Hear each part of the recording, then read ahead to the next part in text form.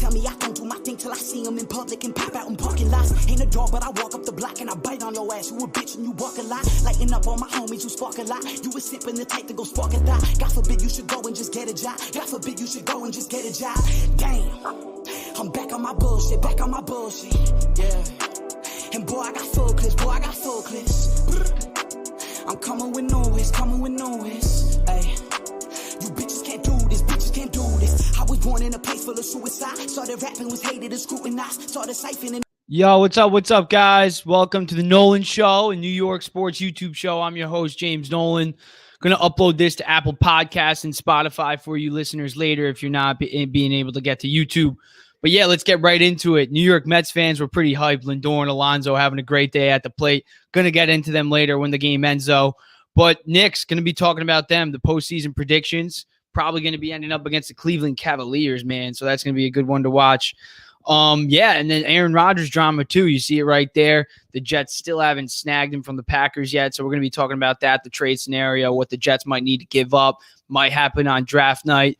Giants, draft rumors, Trenton Simpson might be a thing. I don't know. Darren Waller, going to be talking about him too. Also with the Jets, Odell Beckham Jr., by the way, too. I'm going to be talking about that too. Imagine the Jets get Odell Beckham Jr. to add to a wide receiver room that's already stacked with Garrett Wilson, Allen Lazard. We still got Corey Davis, McCole Hardman. Oh, man, add to that offense with Breece Hall and Aaron Rodgers. I can't wait for the Jets season to start. But let's talk about the New York Knicks. I really wanted to talk about them. They play tonight at 7 o'clock, so it kind of sucks that I'm going to be uploading stuff about them pregame, but not going to be able to talk about them postgame. But I'm going to be in Edge's space probably with him too. Going to be talking probably with them. Might be able to going to be driving home from Toga, so I don't know yet. But let's talk about these New York Knicks as this postseason is inching closer. Obi Toppin has looked very good in Julius Randle's absence. He just had 21 points the other night. I believe that was a season high for him. But last year, we saw him in the last 5 games of the year when Randle was out. He really popped off. He was getting double-doubles, 30-point double-doubles. I believe he did pop up for 41 night, just like Emmanuel Quickly did the other night too. So I'm pumped for that, man. I'm pumped to see what Obi can do in Randle's absence. Not that, I'm hoping that Randle stays hurt, because Randle will be back for the postseason, and he's a huge key part of this New York Knicks team, and he's been a huge part of this Knicks team's success and a reason why we're in the postseason, and we are the 5 seed right now. But I think Obi does deserve more minutes. I don't think that means we need to take Randle's minutes away. I think we can still find Obi minutes outside of – I think we can put Randle and Obi on the court at the same time. So I'm interested to see what that can do. There's been reports flying out that Obi might be able to cement himself into this Knicks postseason rotation and gain more minutes in the postseason rotation. So let's see what he can do. If he can establish himself as like a wing forward type player, that would be huge for Obi. It would be huge for us Knicks fans. It would be huge for the Knicks because this team is so much more different. They're so much more fast-paced, such more dangerous offensively when Obi is on the court. And just like Julius Randle's best attribute is doing what? Putting the ball in the basket. Just like Emmanuel Quickly and Jalen Brunson's. That's their best attribute. Emmanuel Quickly can also play defense, so we're going to be talking about that in a little bit. But Obi Toppin, his best attribute in basketball, although, yeah, we see him play great defense and rim protecting at times. We see him play make too, like we saw that pump fake and then the pass out to the wing the other night. We know that's there, but his best attribute is what? Putting the ball in the basket, scoring. He's just a pure scorer. That's what he did with Dayton in his senior year of college. He led the NCAA in scoring. He's a pure scorer. We need to see Obi Toppin in this lineup a lot more. I think it was Doug on Twitter. Shout out Doug. He plays a lot of good music too, makes a lot of good Knicks jingles. But yeah, you could check him out on Twitter.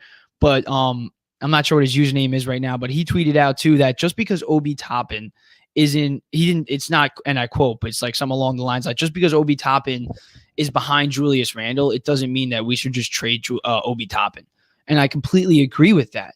We need to see Obi stay with this team just because I don't think he's like right now he's getting what, like 8 to 10 minutes, 10 to 15 minutes a night tops.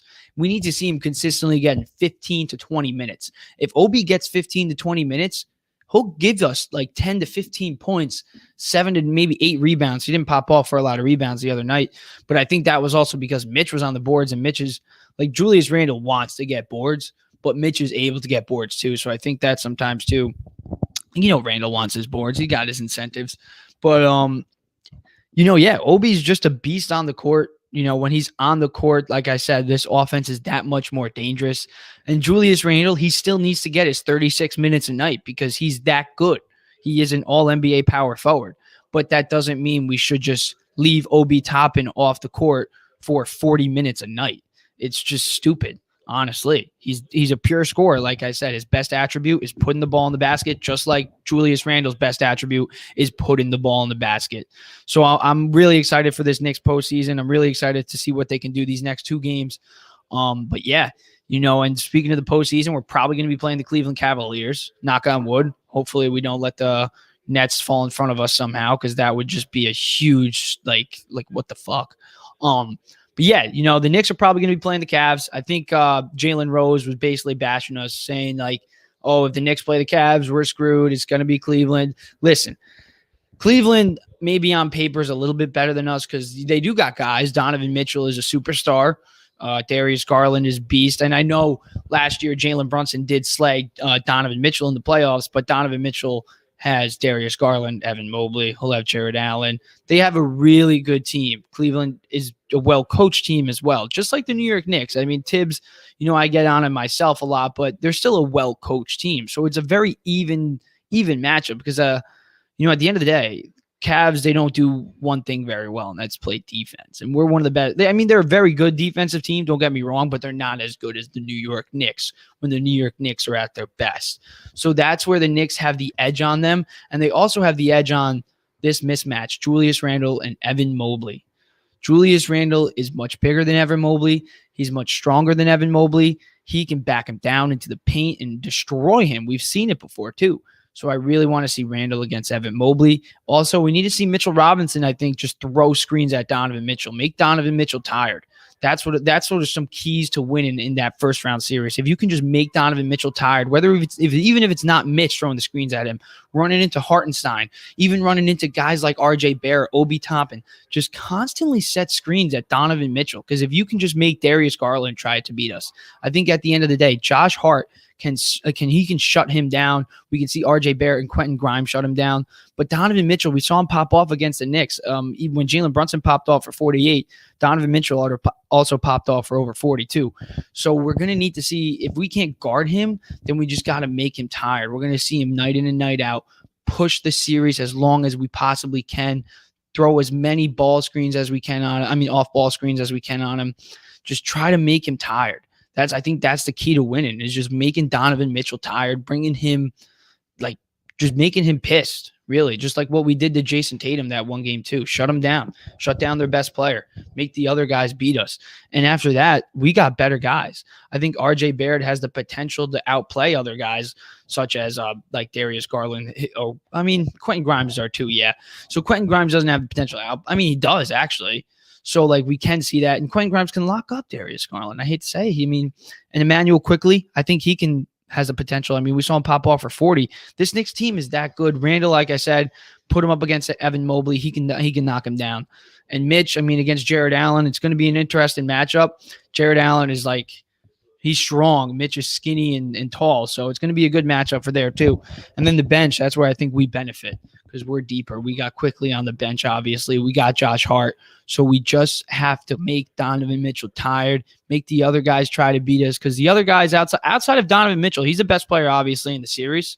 But the second best player is Jalen Brunson. The third best player is probably Julius Randle. And the fourth best player is probably Darius Garland, in my opinion. And then after that, Emmanuel Quickly and Evan Mobley. What Emmanuel Quickly has been doing these last 15 games, he's been scoring over 20 points per game this last 15 games. Since the All-Star break, he's really been popping off. He's really emerging as a star. I really want to talk about that too. So Emmanuel Quickly's coming in over 4 assists and over 4 rebounds per game too, shooting over 45% from the field, over 35% from three in this stretch too. So Emmanuel Quickly's really popping off. But I do think Evan Mobley does have the slight edge over him because of last year he did pop off as well.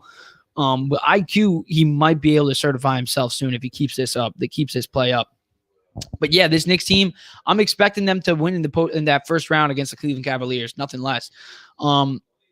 Maybe if they go to a 7-game series and we lose, a harsh 7 games, yeah, I'll be okay with it at the end of the day.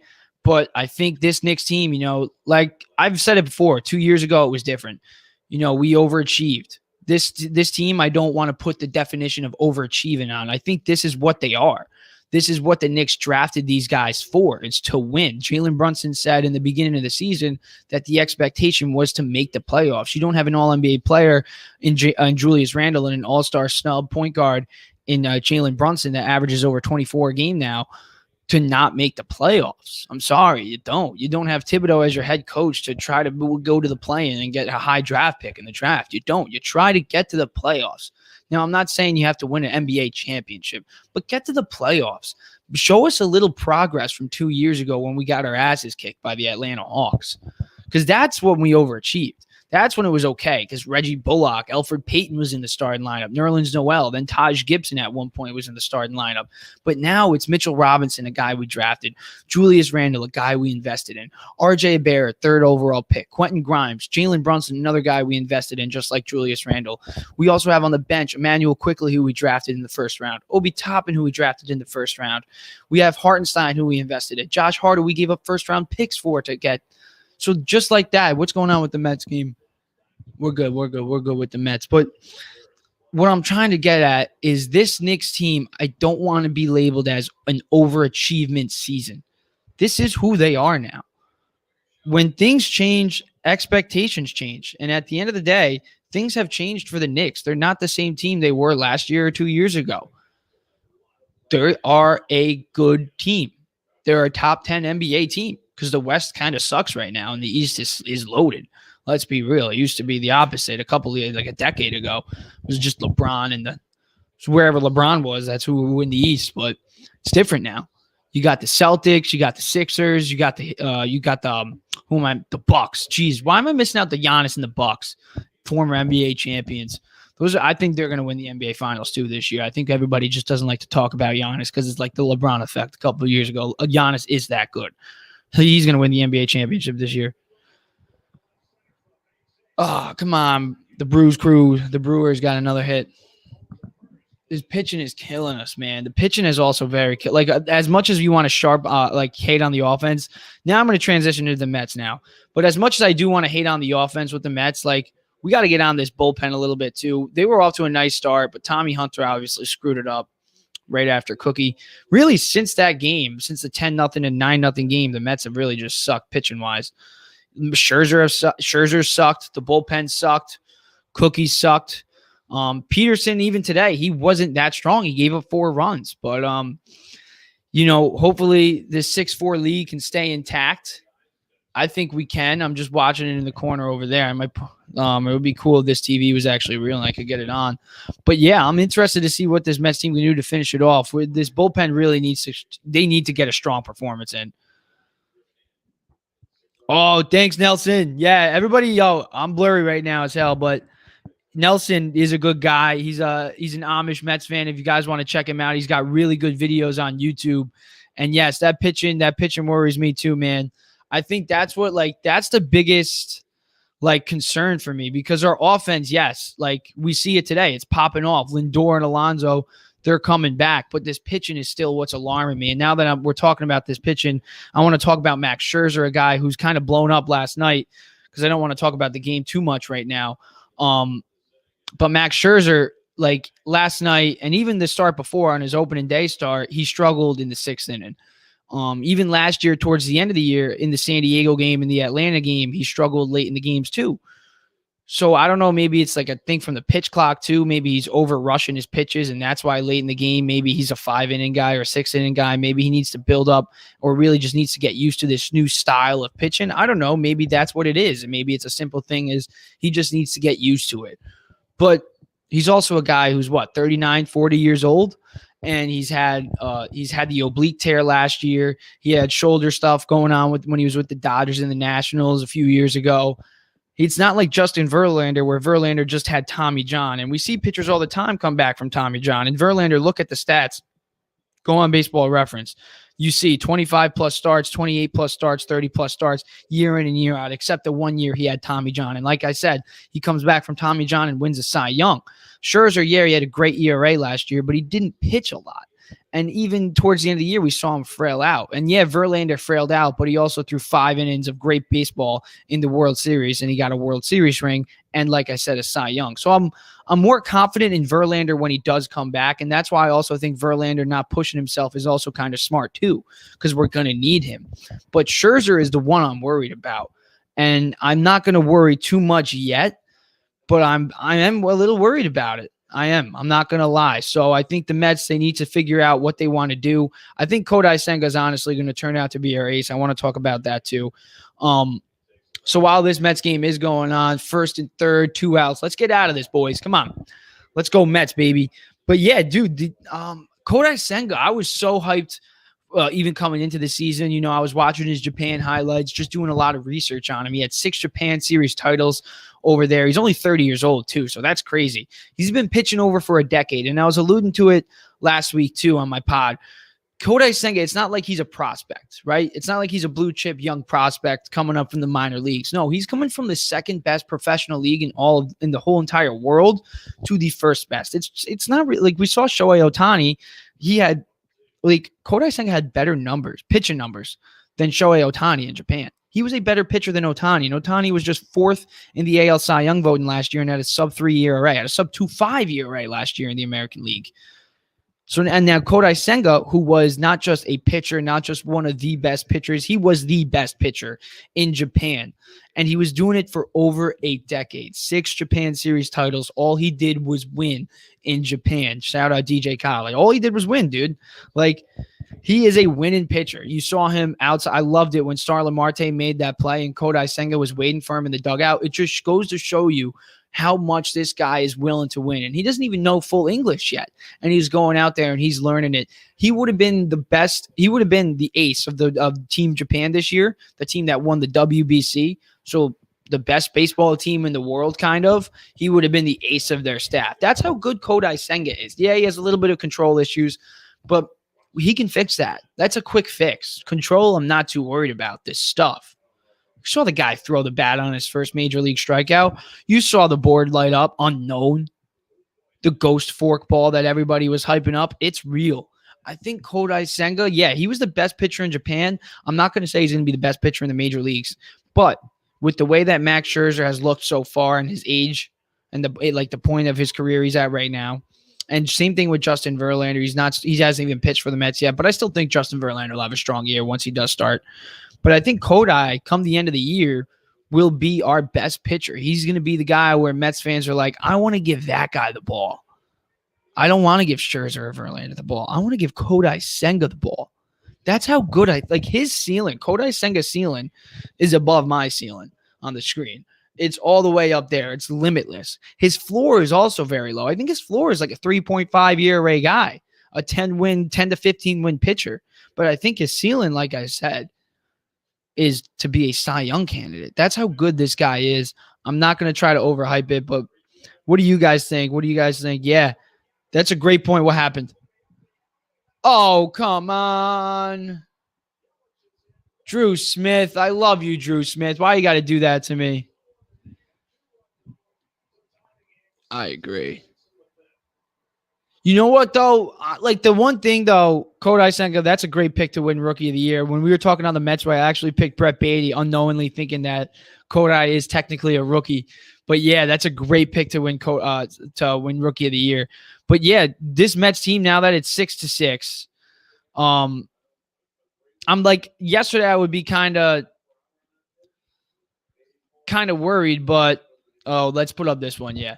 Because they didn't get blown out. They're doing pretty good today offensive-wise. But the Mets offense is not a problem. I'll answer that question. You see today. I mean, yeah, we could use another big bat, and I'm not worried that big bat won't come if push comes to shove, and we really do desperately need that big bat. Because at the end of the day, Steve Cohen won't let Billy Epler just not make a move if we need to make a move.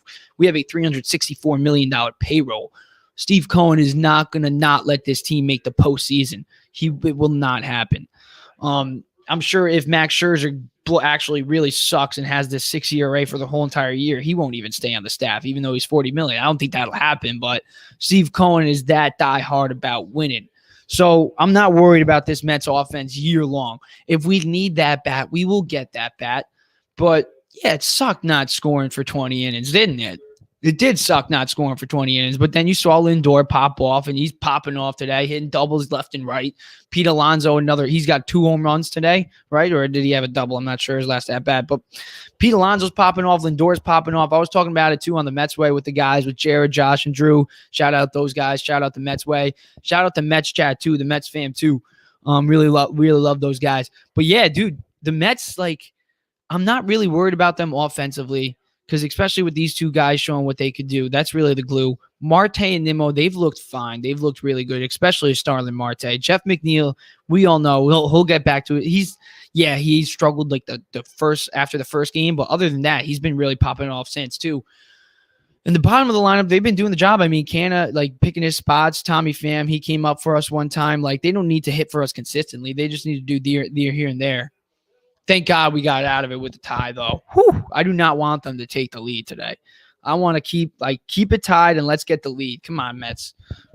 Oh, well, this sucks. This does suck. But, yeah, I'm not going to harp too much on their offense, though, because, like I said, it's too early in the year to harp on their offense. There's other guys. It could use a youth infusion, and that's what I was about to get into, actually.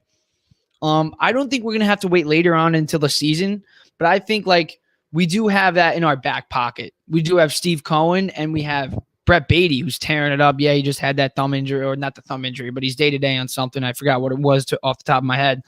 My fault. But, yeah, Brett Beatty, I think the youth, it would really, really help this team. I think when you look at this team, yeah, we're old. Like, we're old. The Kodai Senga's a rookie who's 30 years old. We do need a youth infusion. And I think Brett Beatty, with the way that he's got off a nice start, same thing with Mark Vientos and even Francisco Alvarez. He struggled in spring training, but he's looked very good in so far in AAA. So the AAA team has done very well, and so have the young guys down there. And it is exciting. It is really exciting for Mets fans, because Steve Cohen has done a great job building up not only this MLB team at the big league level, but he's also done a great job of rebuilding this farm system, because our farm system realistically has kind of sucked. I mean, when you take a look at the first-round picks, remember Gavin Cecchini? Yeah, he sucks now. Michael Conforto, yeah, he's now with the San Francisco Giants. He barely got a deal with them. That was another first-round pick. Really, it's been like the late-round bloomers. Brandon Nimmo, I mean, he's a first-round pick that panned out. But Pete Alonso wasn't a first-round pick. Jeff McNeil wasn't a first-round pick. Even Jacob deGrom, he was a ninth-round pick. So when the Wilpons owned the team, our farm system sucked. Since Steve Cohen has bought this team and really taken over in the past few years, he's really found which prospects he should keep and not send off, and which prospects that they should bring in from whether it's high school or college. So he's done a really good job of rebuilding this farm system. And now that we have guys like Brett Beatty, Vientos, and Francisco Alvarez in our back pocket that we can just call up potentially in the middle of the year, I think the first one will be Brett Beatty. Also, Ronnie Mauricio, shout out Drew. Ronnie Mauricio, he brought up a good point. He should be I'm not sure if he's getting outfield reps right now, but I know he was sometimes. So I want to see him get some outfield reps, because we could potentially use him at some point in the season. If we're not going to plan on trading him, why not bring him up? He's a guy that could, like, he was popping off in spring training. So I would love to see Ronnie Mauricio get a shot at some point at the big league level. I would love to see Brett Beatty, though. I think that's who everybody wants to see. Everybody knows he's ready. Especially if Eduardo Escobar continues to suck. We're not like Escobar. Yeah, he had a great 2 months, but he also had a terrible first 6 months. So he had 2 out of 8 months that he sucked in. So why are we gonna just give this guy the third base job just because he's older? He's a veteran. No, it's a win now mode, right? We're $364 million. We want to get to the postseason and potentially play for a World Series. Brett Beatty gives us the best shot at doing that. The Yankees, similar situation. They had like veteran shortstops that they could have went to in IKF, but they had Anthony Volpe, who was the best option. So they called him up. Now, I get it. Eduardo Escobar, he deserves it. He's better than IKF. It was the 2 months of Escobar in the last year, but Brett Beatty's ready. And you know what? If he needs a couple weeks in AAA, and I think this team could also potentially use that youth infusion like Nelson was alluding to, because once we do get that, maybe it provides a jolt into this team, provides a jolt into guys like Scherzer or even like Verlander, who want to feel young. Just the presence of a young guy like him, a guy who's only 22 years old. Brett Beatty, I think he could really help this team out at some point in the season. I think once he comes up, he won't go back down. Like if we see Vientos, if we see Alvarez, or even Mauricio, I think they have a chance of going back down. But once we see Brett Beatty, I think it's it. Like that's it. He's going to be at the major league level for a long, long time. So I'm excited to see Beatty. I'm going to stop talking about the Mets unless they do something crazy, as Omar Narvaez just struck out. But yeah, I'm probably going to honestly end this before the Mets, just so I could hop in the Mets post-game spaces with the guys and shoot the shit around with those guys. But yeah, let's talk about the New York Yankees. They're playing right now too. Last time I checked, they were just up. But yeah, the Yanks, I want to talk about it because their lineup is actually, I think it's very underrated. Right now they're up 4-2 in the top of the ninth. They got another win in the book. They're playing great, dude. They're playing great. Clay Holmes, 9-year, right? Jesus. DJ LeMahieu, another good day at the plate. He's batting 300 now. Aaron Judge, another good day at the plate. 1 for 3. He struck out once, but also got on twice. Anthony Rizzo continuing to rake. He's batting 313. Gleyber Torres continuing to rake. He went 3 for 4 today, and he's batting 421 with a 560 on base percentage. So Gleyber Torres, he's off to a terrific start, and I think Yankees fans should really be excited about Gleyber Torres because we remember a couple years ago he was that good. People were comparing him to Carlos Correa. I'm not saying he'll be Carlos Correa, but if he can just play a little bit better than what he did last season, that's a huge plus for the Yankees because last season he was even okay. But now he's off to a great start. He's hitting 421, like I said. Josh Donaldson not looking too good. Anthony Volpe struggled today at the plate. He struck out twice. But yesterday he got a nice little base knock too. And his on-base percentage is still up. And like I said, defensively, he helps out the Yankees. He helps out the Yankees in so many other ways. Oswaldo Cabrera, another guy, he went 1 for 3 today. And then Jose Trevino, 2 RBI day too. But really what I want to talk about the Yanks is Stanton, Rizzo, Judge, right? Those 3 guys, especially Stanton and Rizzo. Because Judge, we all know he's going to be Aaron Judge. Aaron Judge is undoubtedly the best hitter in all of baseball over the past 2 seasons, and he's still the best hitter in baseball. I love Mike Trout. I love Shohei Ohtani. Shohei Ohtani is undoubtedly the best baseball player in the MLB, and Mike Trout is probably the second best baseball player, or probably third best actually, because Aaron Judge is the second best baseball player in my eyes, and he's the best hitter in all of baseball. Aaron Judge is that good.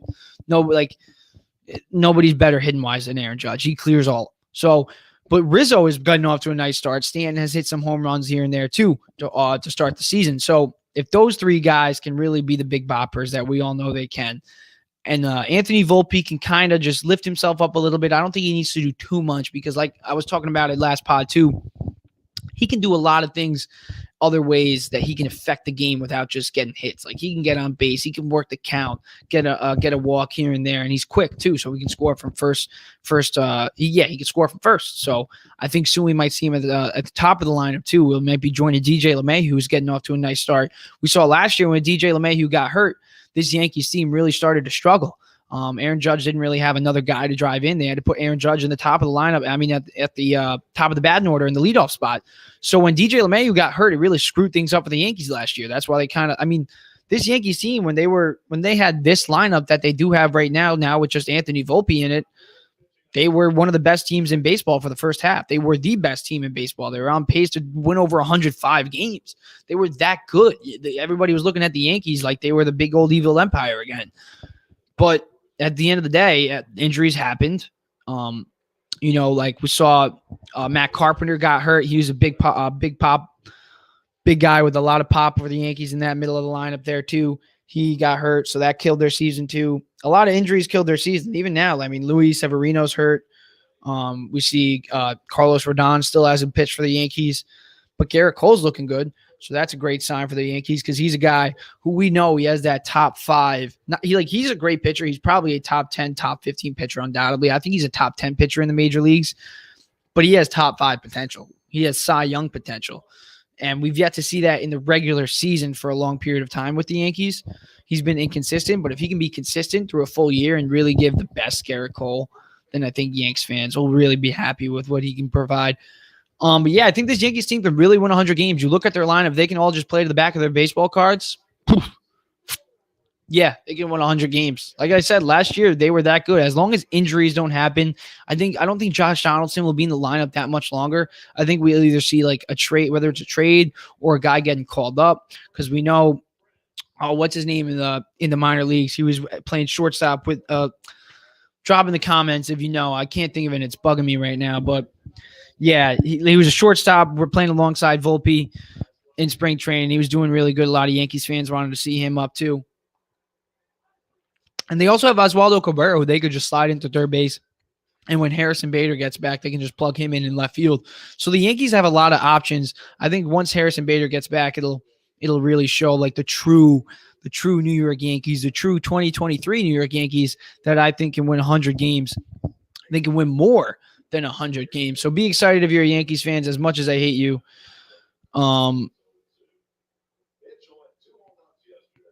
Braves, man. Screw the Braves, man. They're beating the Cardinals. Hopefully we can cap this win out. This is like a slow game. It's a lot of offense, so that's probably why. But yeah, now I'm going to talk about the Brooklyn Nets, who are in 6th place right now.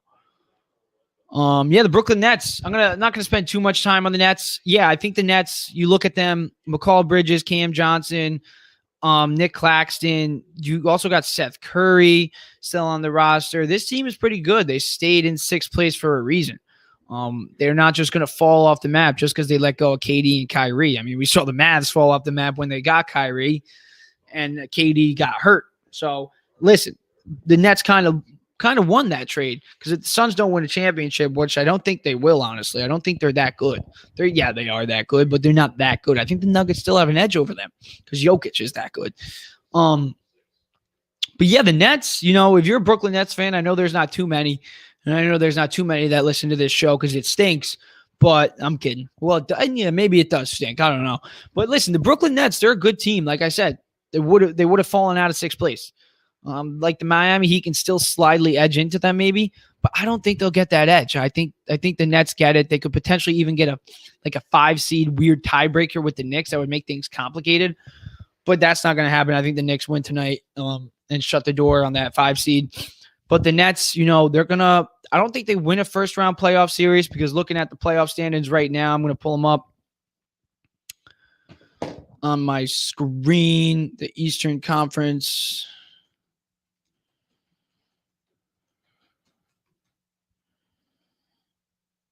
I think I could share my screen. Let's share this.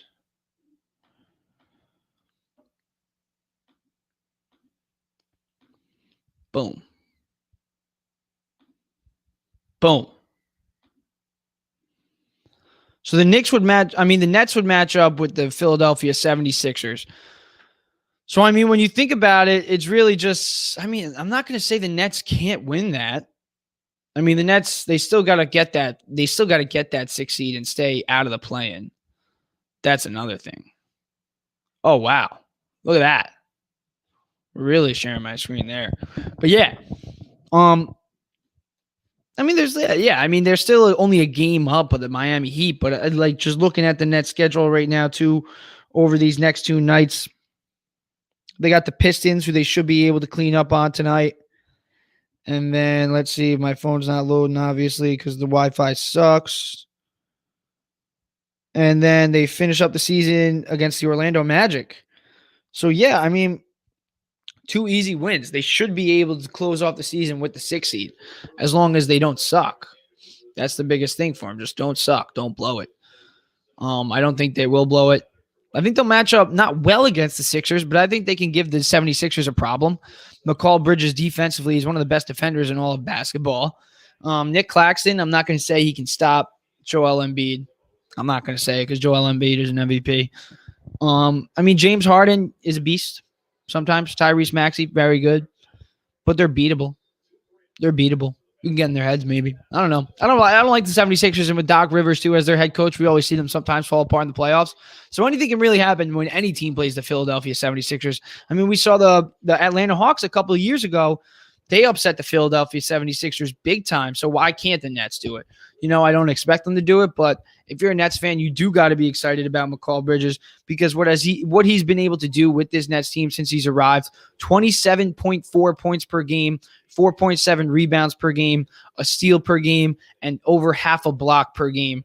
McCall Bridges he's a star. There's no other better way to put it. McCall Bridges, when he was with Phoenix, he was hidden. And the crazy part is he's doing all this very efficiently, shooting 49% from the field, shooting over 40% from three.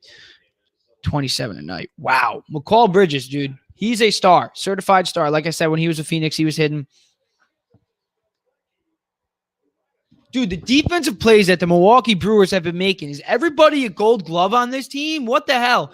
But yeah, the Brooklyn Nets, the New York Nets, Jesus. The Brooklyn Nets, man, McCall Bridges, they got a really good one. I think in the offseason, they could draw some interest from other stars around the league. If they have a good offseason, they can build a good team, a team that could fight. I don't know necessarily for a championship, but McCall Bridges gave them some hope. That was the best return. I think they won the trade. They got rid of KD and Kyrie. They were here. They made this Nets team relevant, and now McCall Bridges is here. And listen, he's a guy, I'm not going to say he's better, obviously. He's nowhere near better than KD and Kyrie. But I think a lot of fans like rooting for McCall Bridges more than KD and Kyrie because, one, he's played every night. And two, KD and Kyrie left him. So why would a Brooklyn fan want to root for them? But yeah, Nets against they got to win tonight, and they do got to win against the Magic come Friday night, but I think they should be able to do that. They're a better team. And McCall Bridges, like I said, he's been a beast. Let's keep it moving. Let's keep it rolling. New York Jets still don't have Aaron Rodgers. What the hell is going on, man? Odell Beckham Jr. might be a Jet. He was seen with Rob Saleh, apparently. Reports are flying around that Odell Beckham Jr. will be a Jet very soon. But reports have been flying out that Aaron Rodgers will be a Jet very soon, and he still hasn't. So I'm not trusting any reports on the Jets. They're a very closed organization, as it's been these past couple of weeks. Very hard to leak out information from the New York Jets, which is a good thing. Which is a good thing for Jets fans. Joe Douglas got a good thing cooking over there. He's cooking up the wide receiver room. It's great. McCall Hardman's added. Alan Lazard's coming in too. So you got McCall Hardman, who's with the Chiefs. He won 2 Super Bowls with the Chiefs. He only played in one of them. He was hurt in the other one, but still 2 Super Bowls. He knows what it takes to win and get the job done in the postseason. Aaron Rodgers will like that. Alan Lazard, Aaron Rodgers already loves him, playing with him. He's threw 9 touchdown passes to him 2 years ago. So we love that. Garrett Wilson, obviously, he had 1,100 yards with Joe Flacco, Mike White, and Zach Wilson throwing him the ball. Now you're bringing in a 4-time MVP, the guy who won 2 out of the last 3 MVPs in the NFL. That guy's throwing Garrett Wilson the ball now. Garrett Wilson will turn into a top 5 wide receiver, in my opinion. Just wait for it. Him and Aaron Rodgers, they're going to be cooking. Breece Hall, that's another guy who I'm loving. Like, when he's healthy, I don't think we need Zeke. I love Michael Carter, too, as a backup. I love what Bam Knight has. He stepped in and played a big role. So I think once we get Breece back, we'll have 3 guys. We just don't need Zeke. I mean, if we add him, who cares? I'll root for him. But we don't need him. And then defensively, obviously, we know Sauce, DJ Reed, one of the best cornerback duos in all of football. CJ Mosley, Quentin Williams, Carl Lawson, Quincy Williams is coming back too. Hopefully Jordan Whitehead can take a step forward, because sometimes, when a guy like Aaron Rodgers steps in the locker room, sometimes maybe a guy like Jordan Whitehead will be like, dude, I don't want to be the guy that screws up and pisses off that guy. And really people only knock Aaron Rodgers because what? He's an easy target. He takes a couple psychedelics and goes in a little dark room for a few nights. Yeah, cool. Make fun of him all you want. He still has 4 MVPs. And guess what? The Green Bay Packers haven't really ever done this. You know what they've never done? Built a team around Aaron Rodgers. Devontae Adams was drafted, and he wasn't even a first-round draft pick by the Packers. Same thing with Randall Cobb. He wasn't a first-round draft pick. Jordy Nelson wasn't a first-round draft pick. They've never really went out and tried to go and get him help. He's had to develop guys. And I'm not saying Devontae Adams wasn't a great talent, and he wouldn't have been a great talent without Aaron Rodgers, but Aaron Rodgers was also a key piece in that. Am I not wrong? So the fact that the Jets are going out there and getting guys for Aaron Rodgers, We saw what it helped, like Tom Brady. He wanted guys with the Bucks. What did they do? Leonard Fournette. They got him Leonard Fournette. They got him Gronk. Nobody like, Tom Brady has a wish list. He's demanding guys. Tom Brady. No, but since it's Aaron Rodgers, it's Aaron Rodgers. Why is he doing this? He's an asshole. He takes drugs and he goes in dark rooms. It pisses me off, but he's still better than me in every, like, dude, this guy's a 4-time MVP. Give him a break. If he wants to go in a dark room and take some weird shits on psychedelics, who cares? Let the guy rock. He's going to come in and make this Jets a Super Bowl or bust team. Doesn't that not excite you? Like, yeah, it might only last 2 years, but if it fails, either Zach Wilson's ready or we bring in another guy. Because it's not like Sauce Gardner, like, I'm sure Joe Douglas will want to retain Sauce Gardner, Garrett Wilson, Breece Hall. I'm sure he's going to want to retain some of those pieces. And we already saw Joe Douglas can make money. He can hit on money picks in the draft. We saw it. Just look at last year's draft. We don't even got to name those guys. We all know what Joe Douglas can do in the draft outside of drafting Zach Wilson. He's money. So I'm not worried about the Jets even when Aaron Rodgers retires with the Jets. Because we still have a young roster. It's not like we're the Philadelphia Eagles where we have to tie in and pay our quarterback.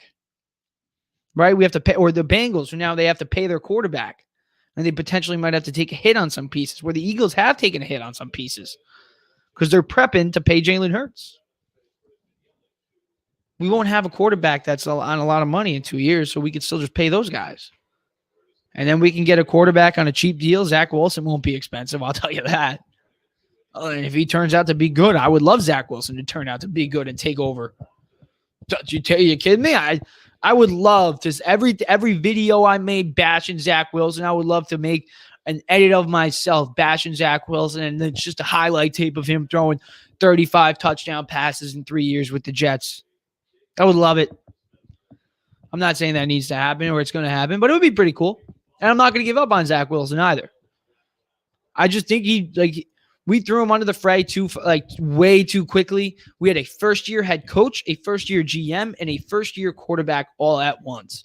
It just didn't line up correctly. We didn't even have a backup quarterback at the time with Zach Wilson. We didn't even have Joe Flacco till later on in the season. So we were just throwing Zach Wilson out there way too quickly. Listen, I love hating on Zach Wilson. It's so much fun to hate on Zach Wilson and hype up guys like Mike White, because I do love Mike White, and I think he's going to do great with Miami when Tua gets hurt. But Zach Wilson still got potential. I'm not going to lie. He's just stupid. You can fix stupid.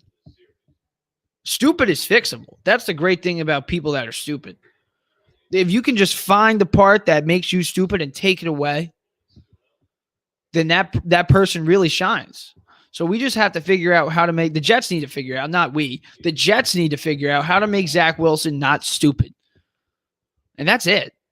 Because we know he can get out of the pocket and make sick throws. We know he's got a cannon. Accuracy, I mean, I think it's just – I don't think it's accuracy problem. I think it's a stupidity problem.